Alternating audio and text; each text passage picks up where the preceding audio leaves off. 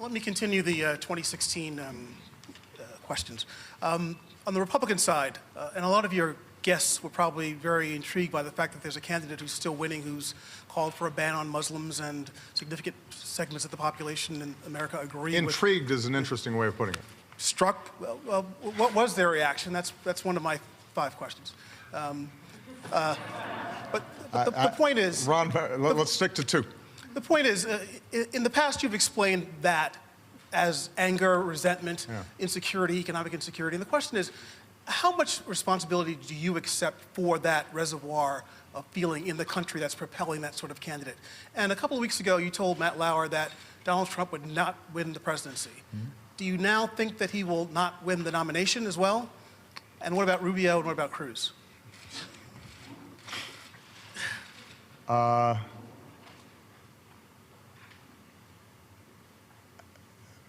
I think foreign observers are troubled by some of the rhetoric that's been taking place in these Republican primaries and Republican debates.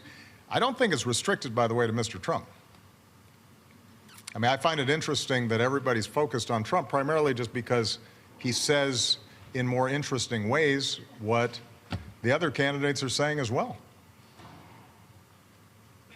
So he may up the ante in anti-Muslim sentiment, but if you look at what the other Republican candidates have said, that's pretty troubling too.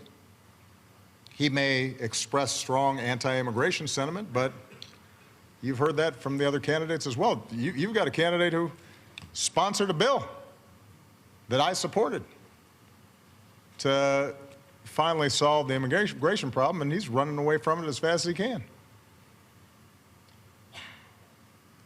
They're all denying climate change. I think that's troubling to the international community, since the science is unequivocal.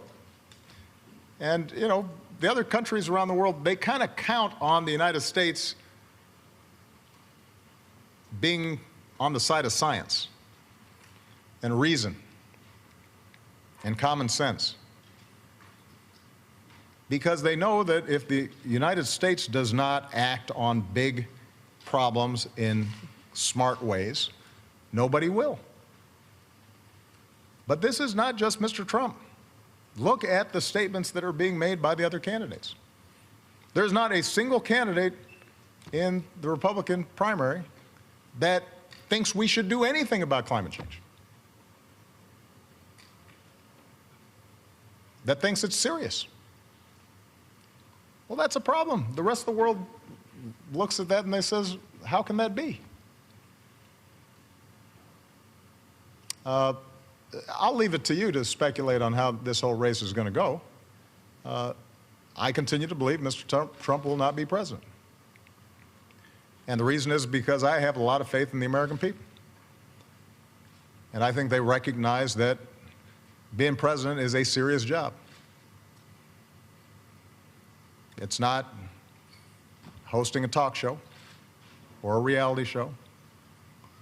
It's not promotion. It's not marketing. It's hard. And a lot of people count on us getting it right.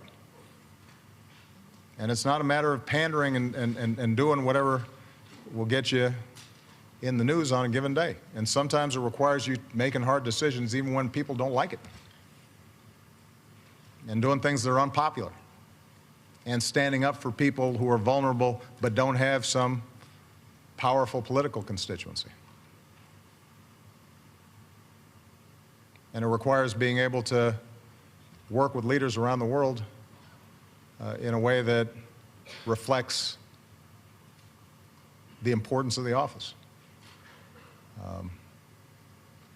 and gives people confidence that you know the facts, and you know their names, and you know where they are on a map, and you know something about their history.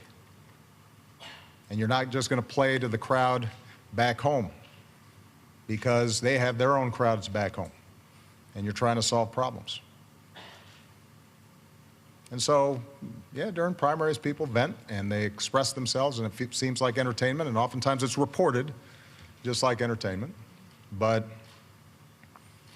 as you get closer, reality has a way of intruding.